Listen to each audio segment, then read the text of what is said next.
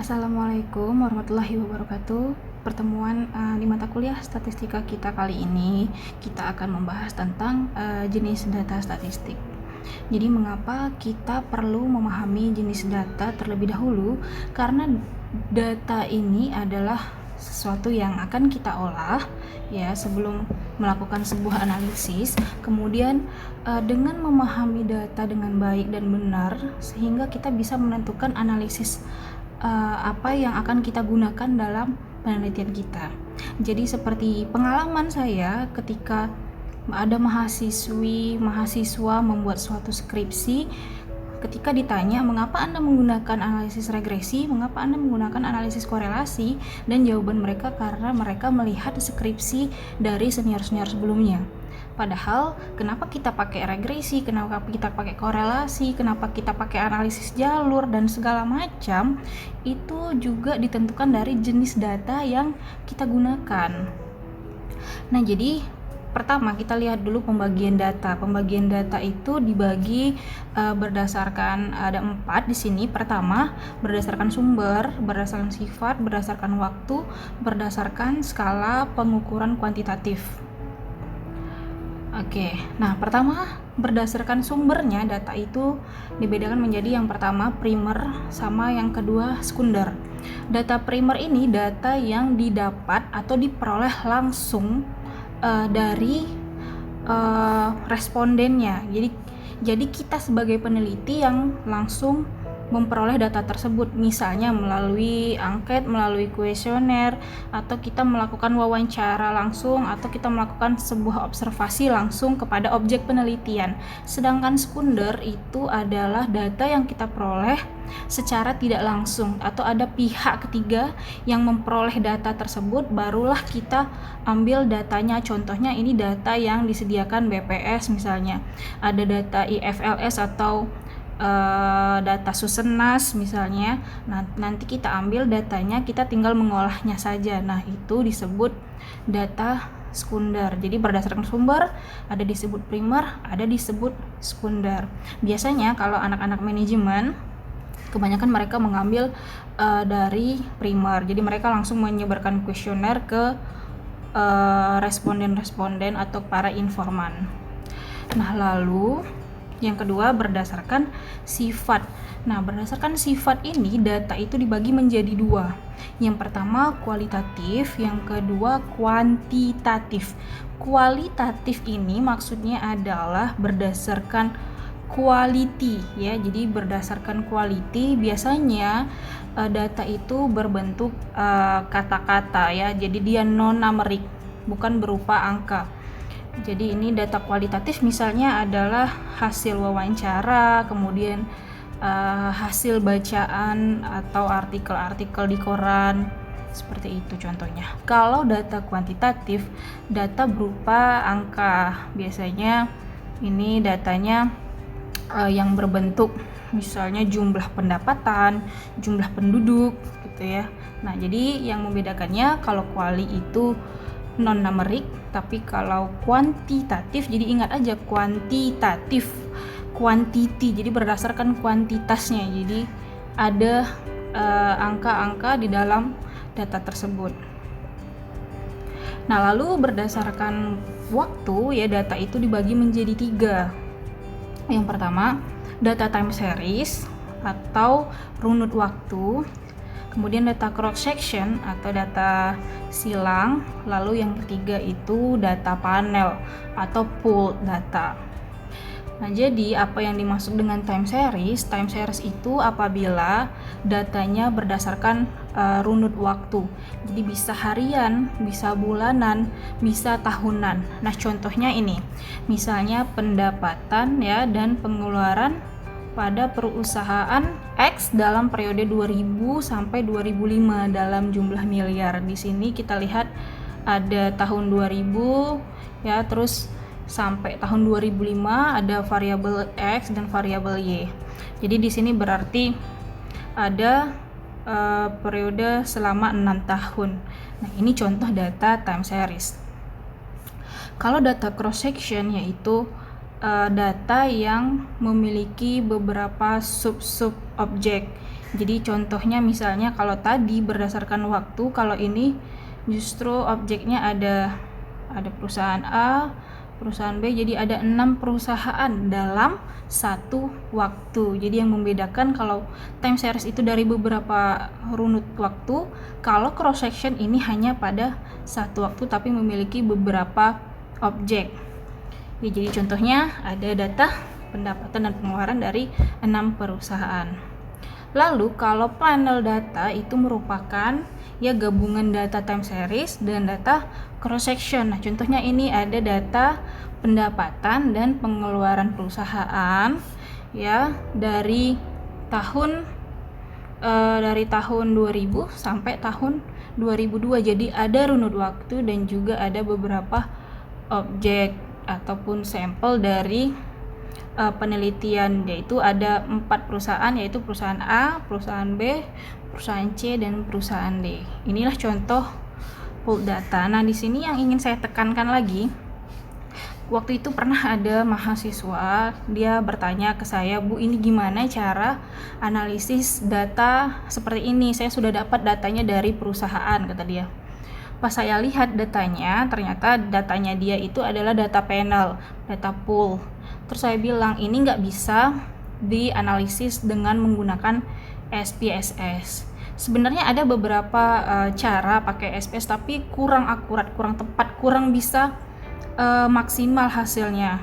Jadi karena apa? Karena SPSS tidak bisa mengelola data panel. Jadi kalau Anda ingin mengelola data panel atau data pool ini, Anda coba menggunakan software yang lain, seperti contohnya itu eViews ataupun Stata dan lain sebagainya. Itu bisa Anda gunakan untuk menganalisis data panel. Tapi kalau Anda menggunakan SPSS itu dirasa kurang tepat.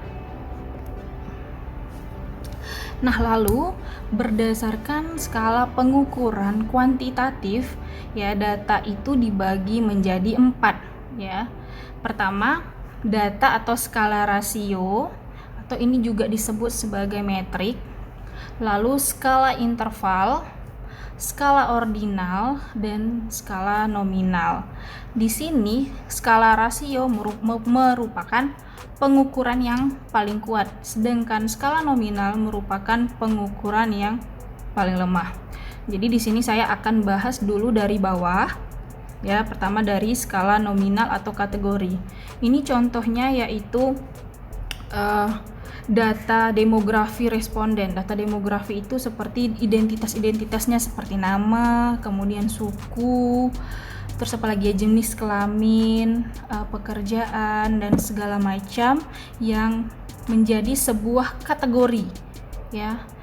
Kemudian di dalam skala nominal ini, apabila diletakkan ke dalam angka atau numerik, misalnya kalau dia jenis kelaminnya laki-laki 1, kalau perempuan 2, itu angka tersebut tidak punya makna apa-apa, hanya sebagai label saja.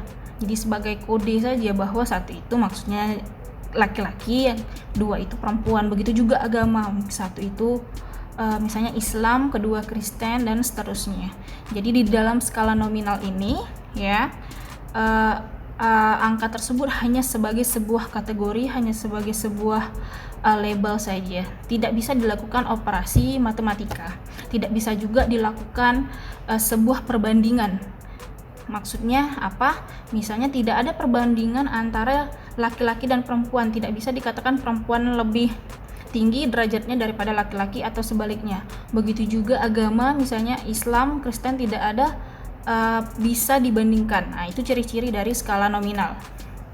Lalu skala ordinal ini ya, dia berbentuk kategori juga, namun dia bisa dibandingkan karena merupakan peringkat. Misalnya peringkat juara kelas 1, 2, 3, atau misalnya tingkat pendidikan TK, SD, SMP, SMA. Nah, di sini jelas perbandingannya bahwa SMA itu lebih tinggi daripada SMP. Lalu TK itu lebih rendah daripada SD.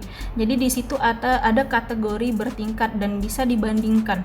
Walaupun kadang-kadang di skala ordinal ini rentangnya itu tidak jelas, jaraknya itu tidak jelas. Nah, beda sama yang interval. Jadi kalau interval ini ya, dia bisa dilakukan operasi matematis. Kalau di ordinal itu tidak. Jadi kalau di interval itu bisa dilakukan operasi matematika. Jadi seperti 1 tambah 2 sama dengan 3 bisa dilakukan seperti itu. Nah, ini contohnya seperti temperatur, kemudian skala Likert. Cuman karakteristiknya kalau di skala interval tidak memiliki angka 0. Jadi misalnya skala Likert, Anda tahu skala Likert itu misalnya kan kalau di kuesioner suka ada penilaian, misalnya penilaian dosen. Dosen ini menggunakan teknologi secara maksimal. Nanti kan Anda akan jawab sangat tidak setuju sampai yang paling tinggi poinnya adalah sangat setuju. Kan ada 1 sampai 5 misalnya kan. Kan di situ tidak ada angka 0. Sama kayak temperatur. Temperatur itu angka 0 bukanlah angka yang menyatakan ketidakadaan suhu gitu, tapi angka suhu itu kan juga bisa negatif gitu. Jadi 0 itu bukan nilai mutlak. Beda kalau di rasio. Rasio itu memiliki angka mutlak, 0 itu sebagai angka mutlak.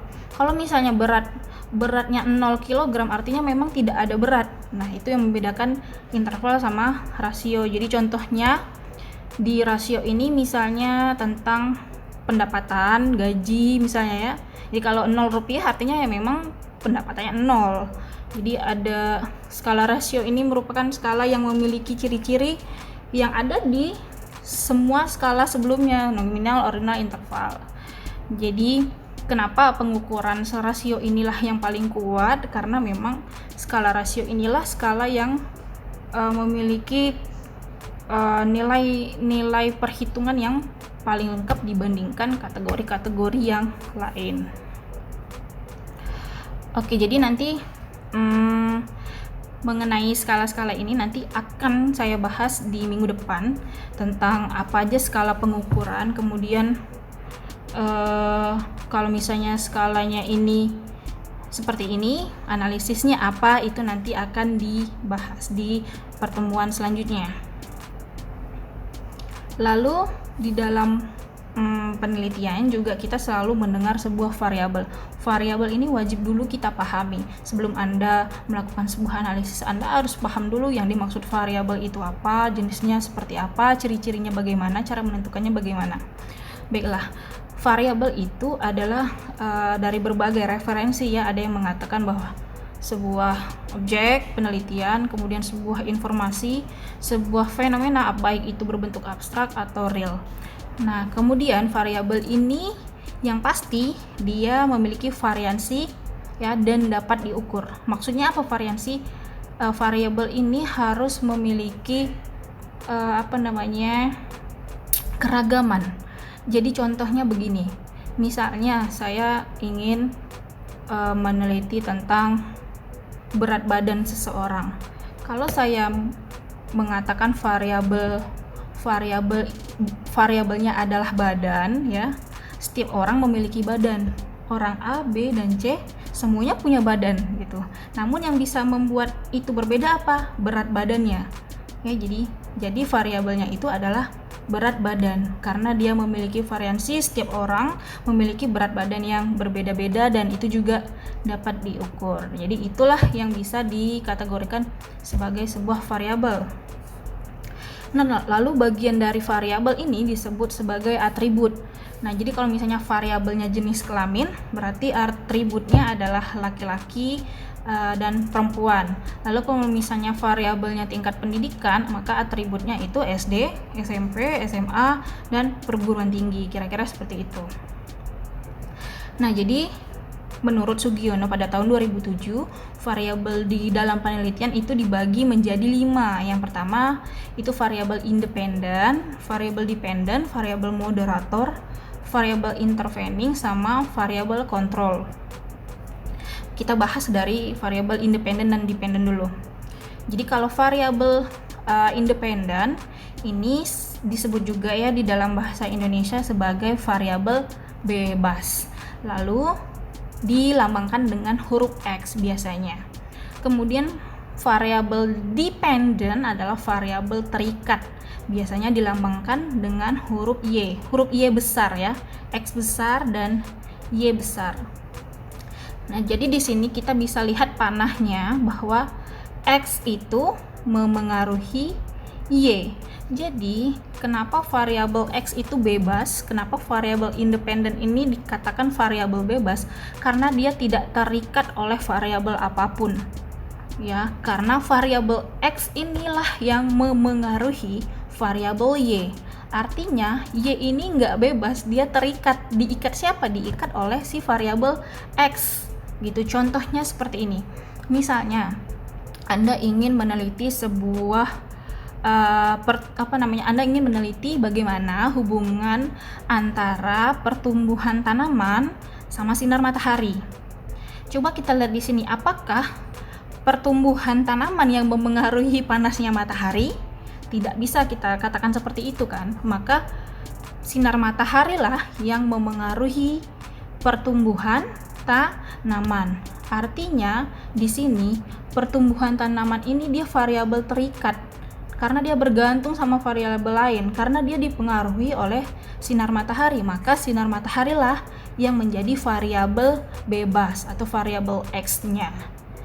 Gitu. Jadi kalau misalnya saya bilang apa saja sih yang memengaruhi skill seorang pemain game ya atau seorang gamer, maka skill gamer itu bisa dipengaruhi beberapa faktor, misalnya jam latihannya dia, kemudian fasilitas yang dia miliki, kemudian gadget yang dia miliki, dan berbagai macam faktor lainnya. Nah, berbagai macam faktor lainnya ini kan akan memengaruhi skill dia bermain game. Artinya, skill tersebut merupakan variabel terikat karena dia dipengaruhi oleh beberapa faktor lain. Nah, beberapa faktor lain tadi itulah yang merupakan variabel independen. Gitu ya kira-kira. Nah, contohnya di sini kalau di dalam penelitian manajemen biasanya tidak berkait. Kalau misalnya kita gunakan contoh tadi ya, sinar matahari sama pertumbuhan kan jelas ya, nggak mungkin pertumbuhan matahari itu mempengaruhi sinar matahari. Nah, kalau di manajemen ini memang agak sedikit susah kita untuk menentukan mana independen karena ilmu sosial itu bukan seperti ilmu sains. Nah, jadi di sini Anda biasanya harus cari dulu artikel jurnal yang melihat mana variabel yang memengaruhi, mana yang dipengaruhi.